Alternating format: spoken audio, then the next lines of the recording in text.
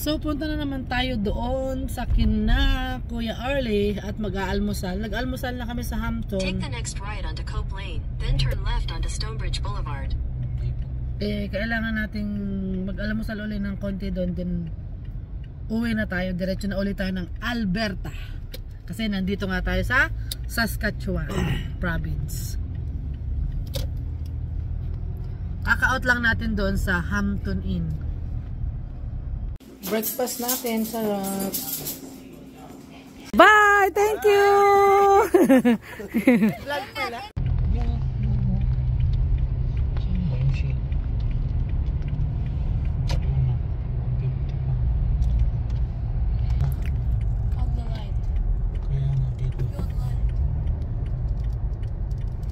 Oh, dito ba tayo pumunta kagabi sa Sobeys na yan? Ba't parang ang layo, tas ngayon ang lapit lang pala. Mama, pauwi na tayo pero magkakarga muna tayo ng gas. At malayo ang biyahe natin. Nagkakarga ng gas para sigurado. Anak, gusto mong bumili? Wait mo na lang papa pag nagbabayad na, ha? Doon ka na lang magbayad sa loob?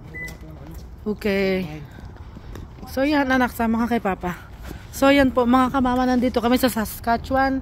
Pauwi na po kami. Ito na lang. Oh anak, papa, ito. Meron ba akong, wala akong ATM? Ah, ganun ba? Tingnan ko nandito. Mama, bali, pauwi na tayo. Nagkarga tayo ng gas and then medyo pahanginan ni kapapa natin yung ating gulong kasi nag-frozen kagabi. Nag-warning yung ano na medyo malambot daw ang gulong. Malayo yung biyahe natin, so kailangan natin siguraduhin na ang gulong natin ay nasa tamang ano siya, hangin. Yan, si kapapa natin ay ano ng hangin. So yan. Anuhin natin si kapapa.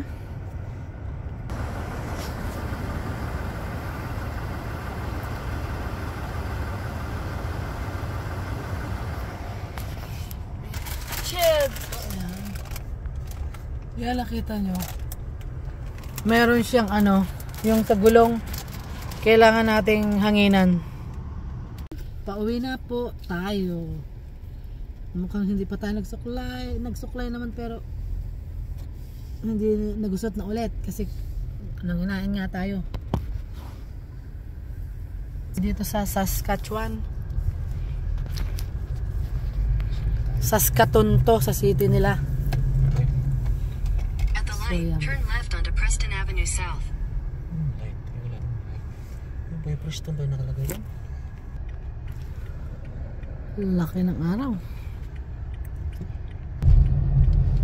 In 500 meters, turn left onto the Circle Drive. Turn left onto the Circle Drive West ramp. Next left onto 11 North.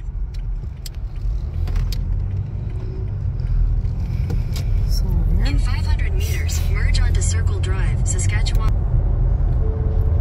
North is on the right. Continue on Circle Drive for 1.5 kilometers.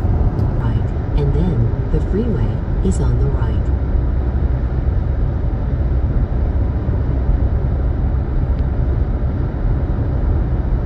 Use the left 2 lanes to turn slightly left onto Louis Riel Trail, Saskatchewan 11.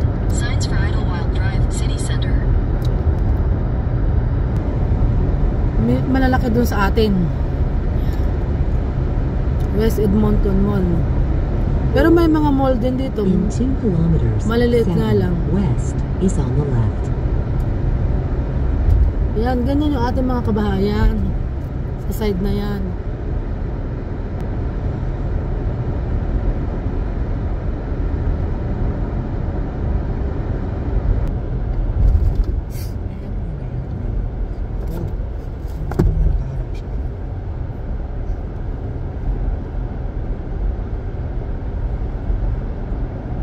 City Center.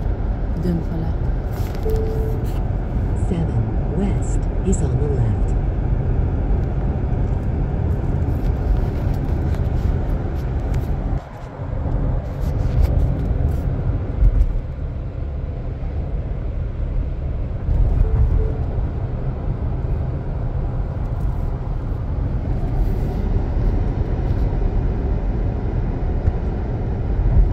Maganda din naman dito sa Saskatchewan, di ba?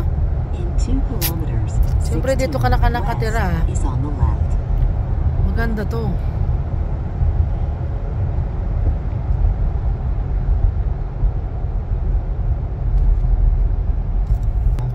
So sa west daw tayo.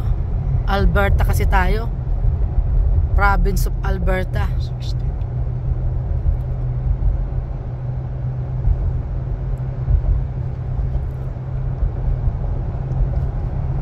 In 600 meters, slide left onto Saskatchewan 16 West. Signs for Trans-Canada 16 Highway, the west Battlefords. is on the left. Ngayon. Akit yan. Akyat tayo dyan. West 16.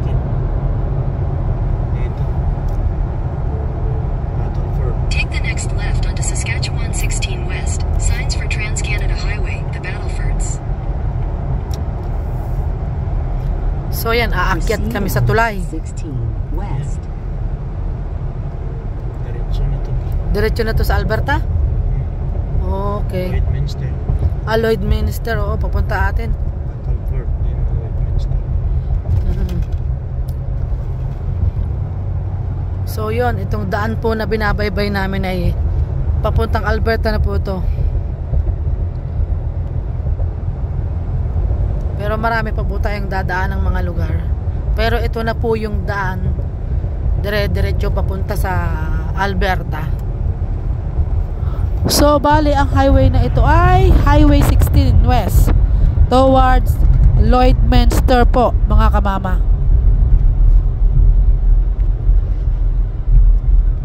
Mukhang yung sinusundan natin ay taga Alberta rin.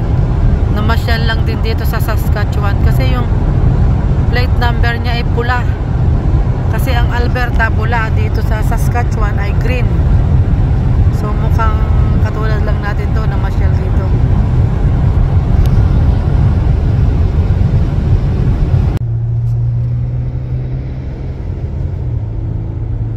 West. Sundan natin ang Alberta. Ngayon.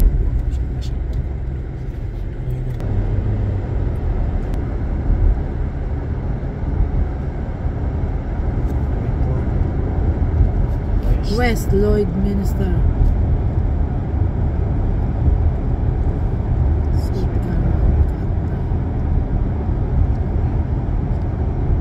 Highway. 16 west is on the Saskatchewan right. River.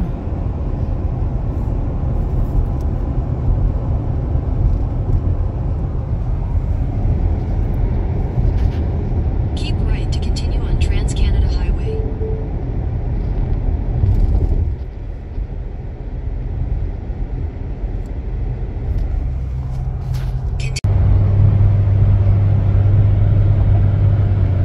Nandito na tayo sa Lloydminster, ang boundary ng Saskatchewan at Alberta. Ang haba ng biyahe natin, 5 oras. Pero hindi pa, yan, magpicture nga tayo sa Lloydminster. Magpipicture muna kami dito. Anong ibig sabihin yan? Pa? Saskatoon. Saskatoon. Saskatchewan and then Alberta. Oh, kaya pala. Yan anak ko, SK. And then slash, tapos AB, Alberta. Yun pala ibig sabihin yan. We're not in Alberta yet. I know. Yeah, this is the boundary, anak. Oh, you are in Alberta and I am in Saskatchewan. Saskatchewan. Okay, ituro mo yung Saskatchewan, kay Bebe yung Alberta. I-point mo, anak. 1, 2, 3. Washroom naman muna tayo sa Shell at magkakarga tayo ng gas. Bali 2 hours and 30 minutes na lang po ang ating drive. Yan o, nakita nyo. Karga muna ako at mag-washroom. Ayan mga kamama, nagkakarga tayo ng gas. Si kapapa natin. At umihin na nga din tayo dito sa Shell kasi nga naka 2 oras at kalahati na po tayo nagmamaneho. So meron pa po tayong natitira na 2 hours and 30 minutes bago tayo makarating sa ating kabahayan. So nandito tayo ngayon sa Lloydminster, sa boundary ng Alberta at Saskatchewan province.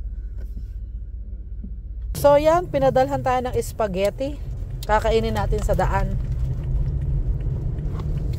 Yan na yung border. Arko. Bale yan, parating na tayo dun sa pinaka-arko na boundaries talaga. Yung kulay pula. Mga nakatusok na mga parang pula.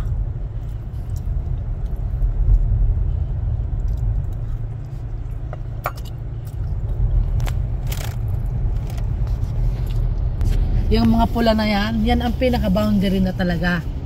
Bale yung ano, yung welcome, yun, yung pinagpicturean natin. Ito lang naman halos magkalapit lang. Yan yung mga pula na yan. Yan yung sinasabing boundary talaga. Pag nakita nyo yan, nandito tayo sa boundary ng Alberta province at Saskatchewan province. Alberta, Saskatchewan borders. So yan yung pula na yan. Yan yung pula na yan, ang mga nakatusok na yan, parang poste na yan ay yan yung pinaka borders ng Alberta at Saskatchewan. Bali ano yan, ilang piraso ba yan? 3? Isang hakbang lang. Ha? Isang hakbang lang. So isang hakbang lang yan ay Alberta na. Pag dito naman sa ano, hakbang dito ay Saskatchewan. Basta yan yung pinaka borders ng province na yan. So yan, 4 pala yan. 4 na mga nakatusok na para siyang twin. So yun, pumasok na po tayo ng Alberta mga kamama. Yun, nag-update ng oras. Yun, nag-update na rin yung oras ng ating GPS. Pero the same lang naman po yung oras. Pero siyempre updated ang mga GPS sa sasakyan. So yan, papasok na tayo ngayon, pumasok na tayo ng Alberta side.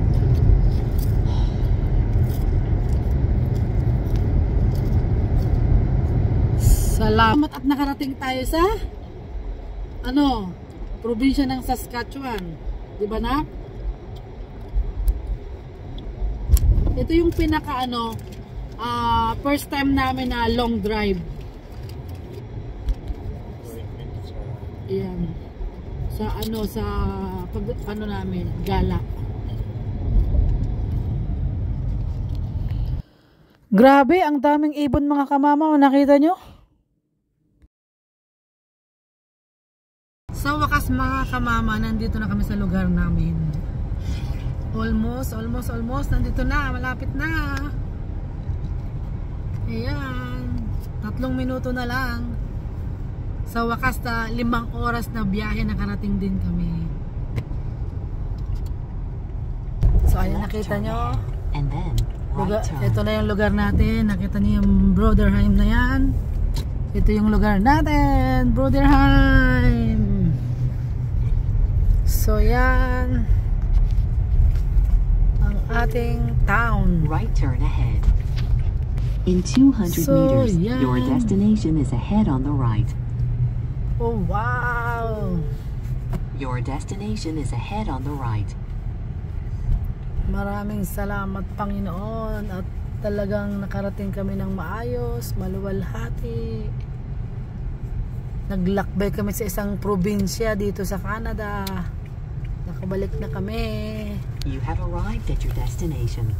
The route guidance is now So finished. ayan ang ating kabahayan. Wow! Nakita ko na. Sa wakas, nandito na tayo sa loob ng bahay. At ang ganda-ganda ng padala nila sa aking flower. Tingnan nyo. Ang cute-cute ng design. Wow! 2 yan. Kunin pa natin yung isa nating flower. Ayan, eto pa. Bali, 2 siya. Pinadala sa atin. Wow, ang ganda-ganda naman ito. Ayan, nakita nyo. Yung arrangement niya, ganda-ganda, diba? Then meron pa si kabebe natin ha. Damit. Gift nila. Yun, binigyan pa siya ng gift. Thank you, Tita Len. Wow! Ngayon, sisilipin ko yung aking mga tanim kasi nga, kaninang umaga sa Saskatchewan, frozen ang mga sasakyan. Nag-frost yung yung ibabaw. So, nagwo-worried ako sa mga tanim kong iniwan dahil marami pa akong hindi na-harvest. Baka ako nagkulubutan na. By the way, hindi naman. Ayan, okay pa naman sila. Hindi naman sila nalalamig. Marami pa akong iniwan. Hindi pa tayo naka-harvest lahat-lahat. So, yan, malalaki pa. Asan yung malalaki pa ditong bunga? Ayan, oh. Marami pa rin pala. Ay, marami pa talagang tira nga. Ang dami-dami pa nga. Dami pa pala nating tira talaga, oh. Ang dami pa talaga, oh. Malalaki pa lang. Alis. Aanuhin muna natin to, balabal. Kasi, para naman makainit siya ng kaunti. Mamaya na lang uli natin siya lalagyan ng takip pag magdidilim na. Palagyan muna natin ng paaraw. Mamaya na natin tatakipan. Kasi para naman ang dami pa pala nga talagang bunga. Malalaki lang talaga ang inarbes pala ni nakapapa.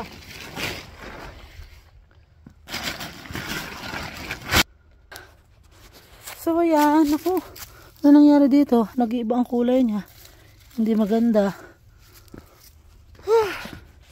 So yan, hindi naman pala nag-ano dito. Hindi naman pala papa, parang okay naman. May balot siya eh. Ang init naman, di ba? Ha? Pa, yung isang yung kalaki-laki. Pwedeng pakindagal mo muna para medyo mainitan sila. Umaya mo na lang ibalabal kasi ang dami pa pala ng bunga. Grabe oh, lalaki pa. Kaso yung potato natin parang namamatay oh. Nata yung aking mga hinarbes, binunot ano. So yan, hindi naman po pala, ang dami pa pala talagang bunga pa. Kaso ibang lumaylay. So ayan mga kamama, hindi naman pala nag-frost yung ating mga kamatis. Nag-alala ako kasi sa Saskatoon yung aming windshield nag-yellow.